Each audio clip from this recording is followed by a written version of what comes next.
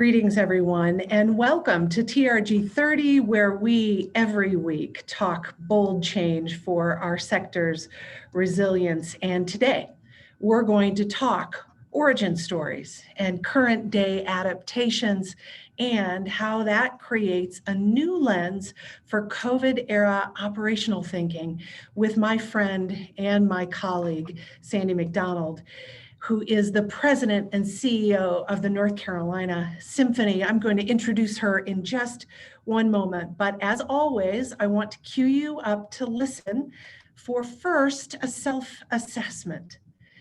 What is your organizational approach? Do you have one to managing this new terrain that we find ourselves in on an ongoing basis? And origin story. How can looking back give you clarity on the path forward for your organization? And finally, action. Action. What rehearsals might your organization need to do to invest in your future? Sandi's going to talk rehearsals and more with me now. Sandi, welcome to you. And I'm loving seeing you here with me today. You and I have been friends for more than 20 years. And I'm just so grateful that you would take time to be on TRG 30 today. Thank you, Jill. It's a great opportunity to be here. I'm humbled to be joining you. Well, likewise. Your career has spanned the multiple countries, Canadian and American organizations. You're an American citizen who has worked in both Toronto, Seattle, Cleveland, and now as the president and chief executive officer of the North Carolina Symphony. And I was really surprised and struck by the story that you shared with me, the origin story of the North Carolina Symphony. And I wonder if we could start our conversation there. Would you share that with our listeners? Certainly. So I think there are a number of arts organizations that have a very similar beginning of the 20th century founding story, especially those of us that were not founded by a very important philanthropist in our community. In the 1930s, and linked to the Institute of Folk Music in the Southern United States, we began as, first of all, a Federal Emergency Relief Administration program in 1932, 33, 34, and then in 1935 as a Works Progress Administration program, WPA, through their federal music project, which is a piece of our history that I've been aware of. But during this time, I have reflected more deeply on that occurrence, and especially on what it was like to be a musician in the United States at that time. So if you were a professional, may I go on? Please, yes. So as I reflect, maybe you were a musician who had studied in a conservatory, graduated from high school, of course, college, educated, perhaps had gone to Europe to study. We're back in the United States. So perhaps you are now 30 years of age, and it's 1932. Mm-hmm. So not only has your education journey, as described, occurred, but you likely knew someone who fought in the First World War. Right. Perhaps you knew someone who didn't make it back home. Right. You were old enough to realize the dangers of the pandemic of 1918, 1919. Perhaps your education was stalled by that. Right. Or some of your plans were stalled by that. And of course, you would have been 30 or 29 at the height of the beginning of the Great Depression. And now you're at the height, the full impact of the Great Depression with no work. And there were many, many thousands of musicians, artists. It's not just a musical reflection, but artistic. Certainly many creative things occurred out of that. But musicians came together in my community, in my state, with leadership that said there's a reason for music such as the North Carolina Symphony's music to play on. So I reflect on those tough moments that those individuals endure to get to the place of making music. Well, and it really hit me as you were describing it, and again now, about the human connection and the realities that those original musicians in your orchestra faced. You described for me when they started, education was a big part. Can you just talk a little bit about that part of the orphan story? Yeah. So things rockied through the 30s for this institution. And then in the early 1940s, 1942, the state of North Carolina, the legislature of our state, gave its first funding in, I'll say this slowly for our listeners, the Horn-Tootin bill, P-O-O-T-I-N apostrophe bill, which made the orchestra, the state's orchestra, with I believe $2,000 worth of funding. And the life of a musician in the North Carolina Symphony at that point involved gathering together, getting on a school bus of all things, and traveling the state at a time when there were not paved highways taking the orchestra to every community, but the musicians got on the bus and traveled from, at that time, Chapel Hill. We are currently headquartered in Raleigh, North Carolina. And the musicians were on the road all week long, delivering music education programs across the state to a very rural state at that time. We were one of the last states to make the shift to urban communities. And if the community raised enough money, the orchestra would perform an evening concert for the musicians, for the community, excuse me. And that was what we did for many, many, many years. Well, it's this community service piece is so it's hardwired into this history and past, and it's part of the spirit. It's part of your financial realities today.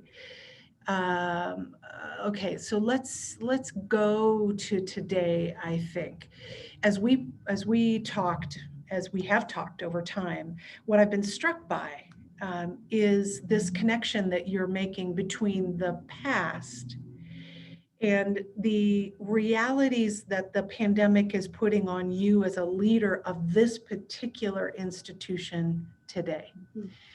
And you described to me, and I know this about you, you embrace testing and learning.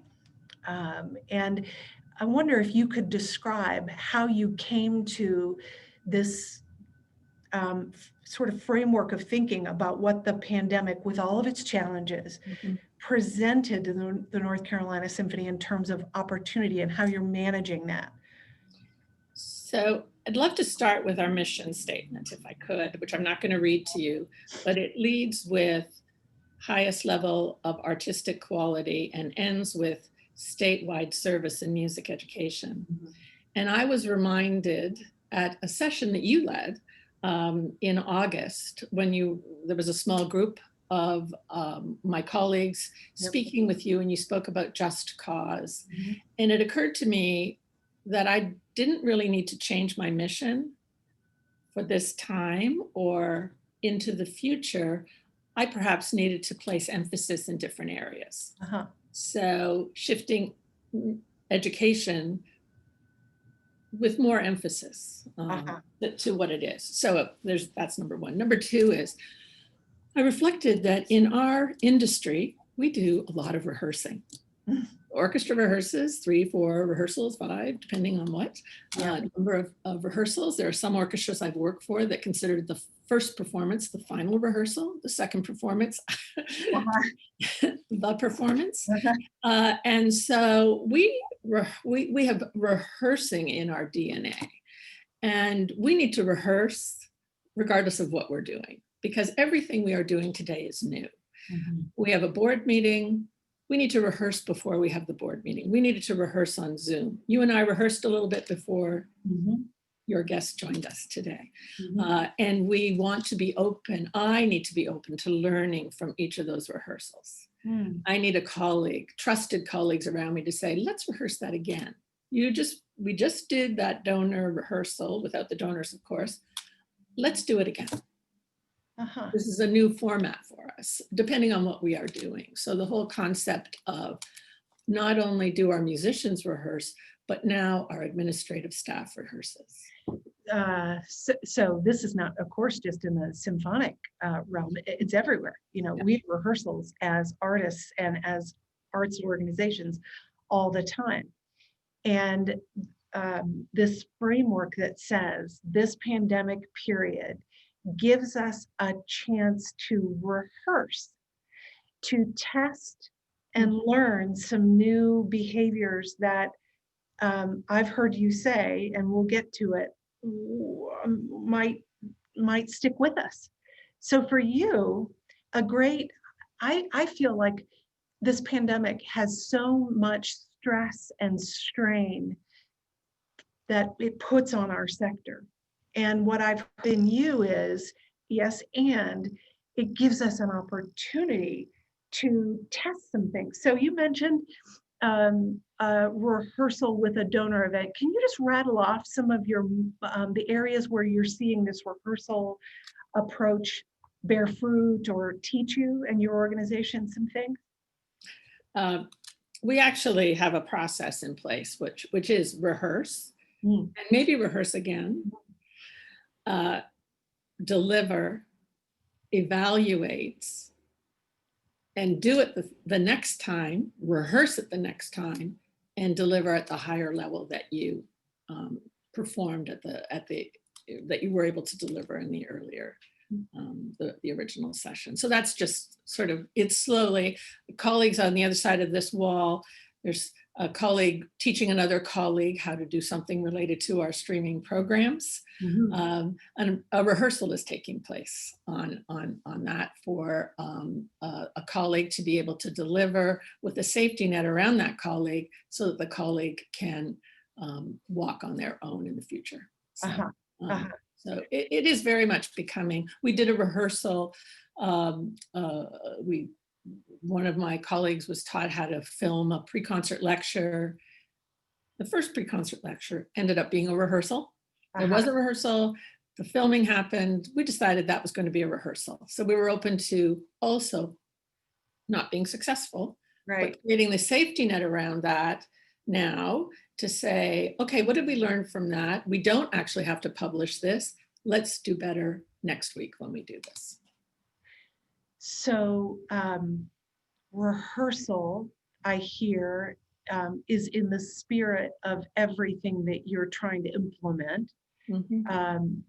I want to go back to something you said at the beginning around just cause. So our listeners here, our guests here know that that is a reference to Simon Sinek's notion that a just cause is what enables us to play the long game and survive through competitors and other things. In this case, I've advocated having a strong root to that just cause would help us anchor through something as complicated and difficult as a pandemic. You said our mission was pretty good. We just needed to shift the emphasis maybe for right now. So how is that emphasis shifting? And what's the rehearsal look like as it relates to community service or education, for instance? And some of my colleagues might be on this call. They could be rolling their eyes right now, but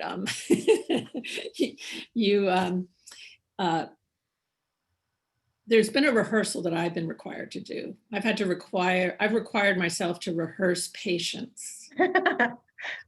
So I believe we spoke about, we had that Just Cause session the end of August, was it? Yeah. And I've had to have shown great restraint and patience as we delivered our streaming concerts, and we put our resources, human resources, into to creating a sure footing for those. Yeah. So that was number one. And now we are shifting our attention to education and are rehearsing a variety of programs that we are adding to our repertoire of delivery to the states. And when we think about, I think about the opportunities of the pandemic related to education. And I think a lot about lifting up the educators in our states. And educators are everyone. You have a child in high school. Yeah. I posit that you are more of an educator today than you might have been this time last year. You were, someone else was doing that work for you, but I think many people are taking on the role of educators, and we are seeking ways to both lift up our students, make connections in ways that our educators are telling us that they would like to see us to create those connections all around music making. And so we're testing a few projects: Adopt a School, One State, One Score. There's a variety of tune-up workshops, all sorts of things. Well, I think this is the spirit of the time, if we can get there.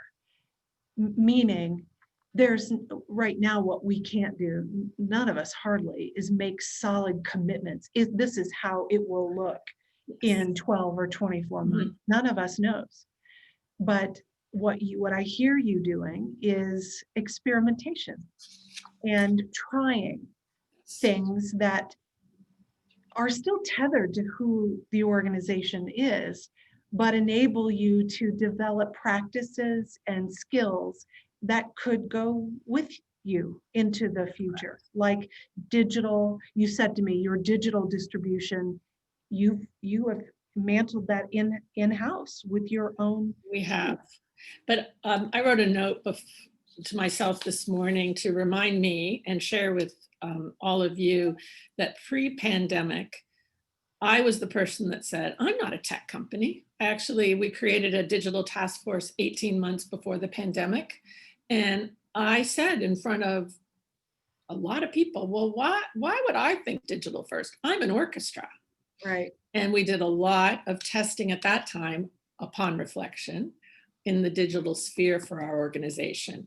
And I was the person who would say, when someone would say, oh, why don't you do what the Berlin Philharmonic is doing? And I said, well, who would ever log on to their computer to see the North Carolina Symphony perform? Not that I am thinking negatively about the North Carolina Symphony, but what I neglected in what I missed in my thinking was the power of the connection of the artists in our community connecting with the individuals in our community, and the strength of that there are people who know our musicians, there are people who believe in the art form, who believe in the creation of art, who believe in a community that will have citizen artists and that are interested in what they are doing.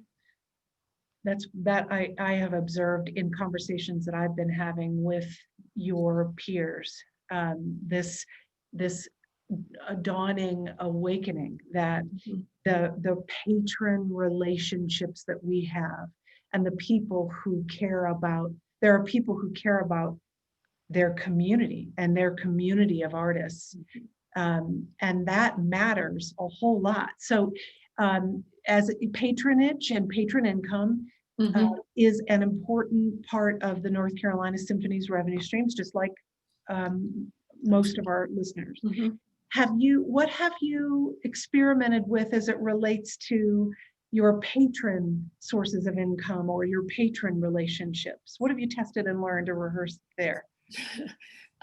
We have learned that the circumstance has allowed us to have new, deeper, and richer relationships with the people who are needing to find their way to us. So needing to figure out how to cast a YouTube video on their big screen TV at home. And so we have, and I just admire my colleagues for their action around this. If you're especially in an orchestra, you see your donors almost every week, twice a month. You are face to face with your donors because they're coming to your performance. Yeah. We do not have that opportunity. Right. And early conversations were, well, we need to be more like hospitals or more like universities. But then it occurred to me, at least a hospital was still offering medical support, or universities are educating people. We weren't offering performances even remotely like our patrons were accustomed to. So our patron value group has sorted through the list of supporters, and we are having one-on-one conversations, connecting people to our performances in their new way. And so people I would have seen in our donor suite, well, now I'm going to have a telephone call with them on Thursday to say, are you set up for Saturday's concert? Is there anything I can do to help you with that, et cetera, et cetera. And literally sometimes that help is tech help. Like, do you know how to operationalize? And yeah, yes. There was our very first broadcast where my office telephone number was added because I said, oh, I'll help Mr. Smith.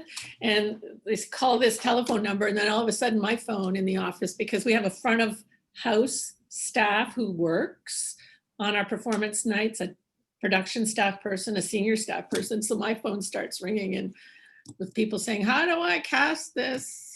Your number, you're the help number. We all do what we have to do. Yeah, we did. Even I see you joining us, so I'll welcome, Sandi will welcome your questions. Yeah, sure. Thanks for those submitting questions so far. There's still time with the Q&A button.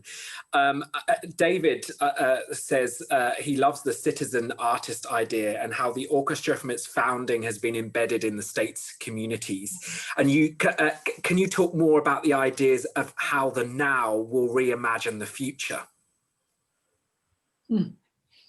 Well, it's going to, when is the future? But there are things that we're doing now that I would regret stepping away from. Yeah. I have to tell you. We have 66 music teachers from around the state who said, we want you to adopt us. We want to be adopted by you. And that was, we shared information about this program. So I think I'm going to welcome having an adoption relationships with classroom teachers into the future. Community service. We've tested a program not unlike the New York Phil's pop-up and other orchestras. I know the National Symphony is doing something like that. Our goal is to lift up the organization for whom we are performing. The subject of the performance is not the North Carolina Symphony. The subject is the place at the table, pay what you can restaurant, or the food bank. So that's the subject. We're just bringing attention of our patrons, of our audience, to the work that these organizations are doing. I hope we keep some of those. Yeah. David says he began his orchestra career interning at the North Carolina Symphony 30 years ago. Another question around leadership, and actually I was thinking about this as you spoke. You talked about patience being one thing that you've rehearsed, but I wonder what else you had to change about your leadership or the leadership of your broader team, actually, to enable people to feel comfortable with testing and learning rather than expecting perfection immediately, perhaps. Well, I think my colleagues see me fail, have seen me fail, and have seen me struggle. And I think that's a very good example of having that transparency with the struggles that you yourself are facing. So that has been, I think, very, very important. And that's part of who I am, I think. So, having just being able to be honest with people about the struggle. So I feel like in big organizations, sometimes there's leaders don't allow themselves that, or maybe even have the courage to say, we're all going to fail sometimes. And Mhm. I admire that statement. It's so important right now. And also being confident in saying that you do not know, and let's find out. Let's work on this together. So. I wonder how you're gathering, in much in the strain of this about permission to fail, but how are you gathering feedback from your colleagues and patrons as you learn through this? So we've got a very vibrant board, which is a number one patron group. We survey after each of our performances, our streamed performances now. We change up the survey to not meaningfully, but important questions are asked that we can follow trends with, and then we will add an additional question to tap into what we need to know and what we need to adjust. And so, yeah. Okay. Nicolette asked a question around financial resources. Is there any special financial resources that have allowed you to do more rehearsing? But also, perhaps, would you have done anything different? Were you going into this pandemic with a different financial setup or business model, as it were? Yeah.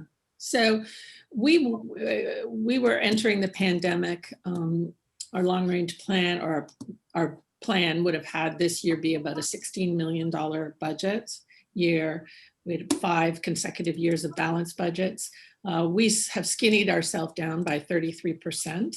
And was it Nicolette was the person who asked this question? I'd like to say that the rehearsing is not our musicians rehearsing. It is the administrative staff rehearsing. It is an institutional test and learn. The musicians are working in small ensembles or from home. So that's not where the rehearsal is happening. So frankly, our staff has taken roughly a 26% pay cut on average across the institution. So we are working with much smaller resources to accomplish these goals. And that therein lies the opportunity, even when we are smaller, more nimble, in a financially precarious spot. This mindset can still be a guiding light to how we behave. I'm going to Stephen, take the mic here for a minute just to begin to wrap us up.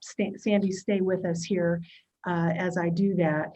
Next week, we will be talking with another leader who is navigating through recovery in Manchester, in England, at home. John Gilchrist, who is chief executive leader there, will describe what we think is a replicable, staged roadmap to recovery. We look forward to sharing that with you and more as we go through TRG 30. And as promised, every week we are sharing data. And as most of you likely know, the election in the United States is here next week. So we've added a layer to our buyer analysis, and that's political affiliation. This is a US subsegment of single ticket buyers that are described here. Democrats are in blue, Republicans are in red, and last year's totals are represented by the black line. There were more active single ticket buyers last year, of course, pre-pandemic. But the snapshot report here describes a much larger proportion of registered Democrats who are younger, aged 35 to 45. Are you thinking about, do you know this in your own database? And have you thought about strategies to keep younger buyers engaged during this time? And have you imagined how political affiliation might actually affect their purchase behavior? You can find this study, it was just released a couple of days ago by my colleague Jim DeGood, about political affiliation and arts consumer trends as we navigate these next series of months and next year past this election and into 2021. Sandi, listen, I want to thank you so much for joining us today and being our guest, framing up a way of thinking nimbly about rehearsal and its application to our administrative operations. I wonder if there's just one thing you would say to to inspire our guests as we head out? I'm going to keep it very short. And lately I have been doing this a lot. Yes. I've been in meetings saying yes. Yeah. So I just inspire you all to the yes in your life. It's a great way to end. Sandi, thank you. Stephen, thank you. Everyone, thanks for joining us for TRG 30. We'll see you next week. Bye. We'll see you next week. Bye-bye.